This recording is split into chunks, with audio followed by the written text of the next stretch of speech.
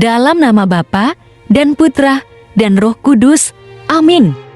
Allah yang berbelas kasih, sabda-Mu adalah terang dan pelita hidup kami. Bimbinglah kami oleh Roh Kudus-Mu. Amin.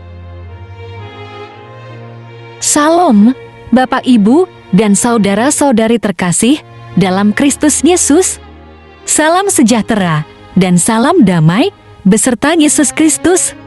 Marilah kita membaca, mendengarkan, dan merenungkan firman Allah.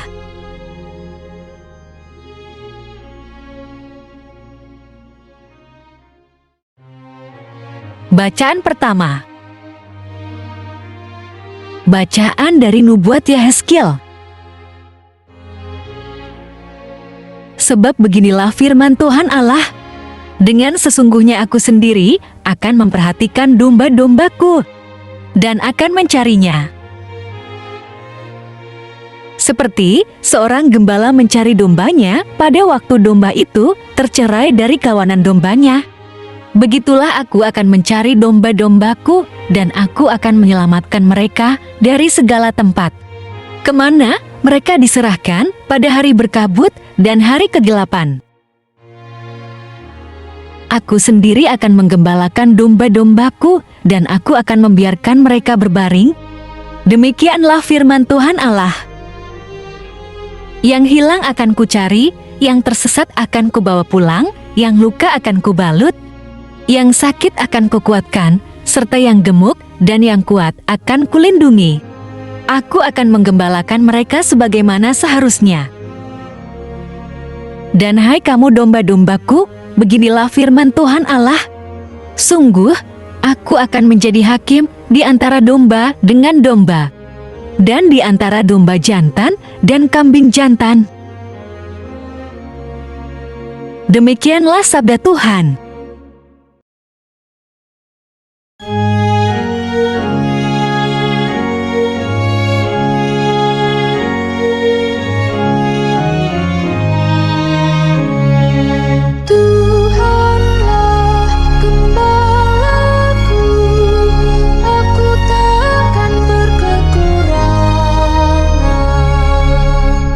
Tuhan gembalaku,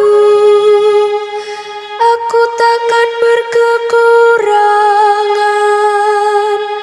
Ia membaringkan daku di padang rumput yang hijau. Tuhanlah gembalaku, aku takkan berkekurangan. Ia membimbing aku ke air yang tenang dan menyegarkan daku. Ia menuntun aku di jalan yang lurus demi nama-Nya yang kudus. Tuhanlah gembalaku, aku takkan berkekurangan. Engkau menyediakan hidangan bagiku di hadapan segala lawanku. Engkau mengurapi kepalaku dengan minyak, pialaku penuh berlimpah. Tuhanlah gembalaku, aku takkan berkekurangan. Kerelaan dan kemurahan-Mu mengiringi aku seumur hidupku. Aku akan diam di dalam rumah Tuhan sepanjang masa. Tuhanlah gembalaku, aku takkan berkekurangan. Bacaan kedua. Bacaan dari surat pertama Rasul Paulus kepada jemaat di Korintus.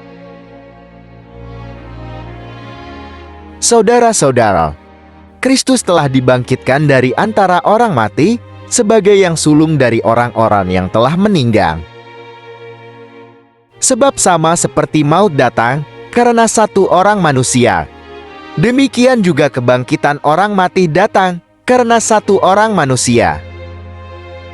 Karena sama seperti semua orang mati dalam persekutuan dengan Adam, demikian pula semua orang akan dihidupkan kembali dalam persekutuan dengan Kristus. Tetapi tiap-tiap orang menurut urutannya, Kristus sebagai buah sulung. Sesudah itu mereka yang menjadi miliknya pada waktu kedatangannya. Kemudian tiba kesudahannya, yaitu bila mana ia menyerahkan kerajaan kepada Allah Bapa. Sesudah ia membinasakan segala pemerintahan, kekuasaan dan kekuatan. Karena ia harus memegang pemerintahan sebagai raja sampai Allah meletakkan semua musuhnya di bawah kakinya. Musuh yang terakhir yang dibinasakan ialah maut. Tetapi kalau segala sesuatu telah ditaklukkan di bawah Kristus, maka ia sendiri sebagai anak akan menaklukkan dirinya di bawah Dia, yang telah menaklukkan segala sesuatu di bawahnya, supaya Allah menjadi semua di dalam semua. Demikianlah sabda Tuhan. Syukur kepada Allah.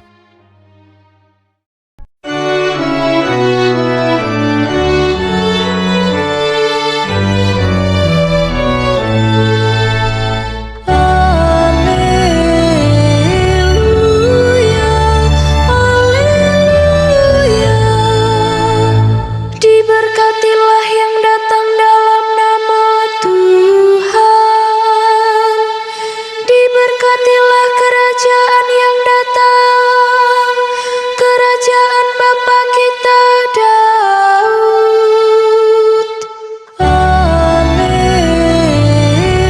Haleluya, haleluya.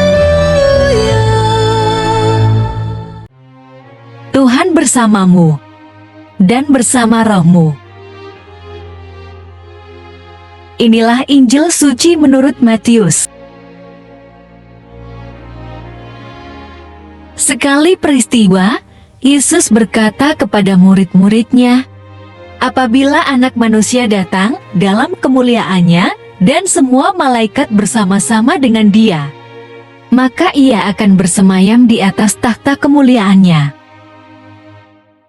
Lalu semua bangsa akan dikumpulkan di hadapannya, dan Ia akan memisahkan mereka seorang daripada seorang.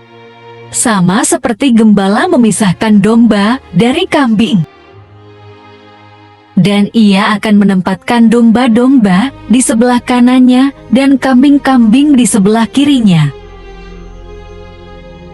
Dan Raja itu akan berkata kepada mereka yang di sebelah kanannya, 'Mari, hai kamu yang diberkati oleh Bapa-Ku, terimalah kerajaan yang telah disediakan bagimu sejak dunia dijadikan.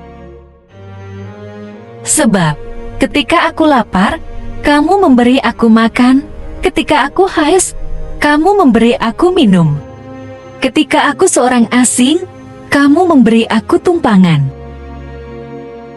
Ketika aku telanjang, kamu memberi aku pakaian. Ketika aku sakit, kamu melawat aku. Ketika aku di dalam penjara, kamu mengunjungi aku.' Maka orang-orang benar itu akan menjawab Dia, katanya, 'Tuhan, bila manakah kami melihat Engkau lapar dan kami memberi Engkau makan? Atau haus dan kami memberi Engkau minum? Bila manakah kami melihat Engkau sebagai orang asing dan kami memberi Engkau tumpangan? Atau telanjang dan kami memberi Engkau pakaian? Bila manakah kami melihat Engkau sakit atau dalam penjara dan kami mengunjungi Engkau?' Dan Raja itu akan menjawab mereka, 'Aku berkata kepadamu, sesungguhnya segala sesuatu yang kamu lakukan untuk salah seorang dari saudaraku yang paling hina ini? Kamu telah melakukannya untuk aku." Dan ia akan berkata juga kepada mereka yang di sebelah kirinya, "Renyahlah dari hadapanku, hai kamu orang-orang terkutuk.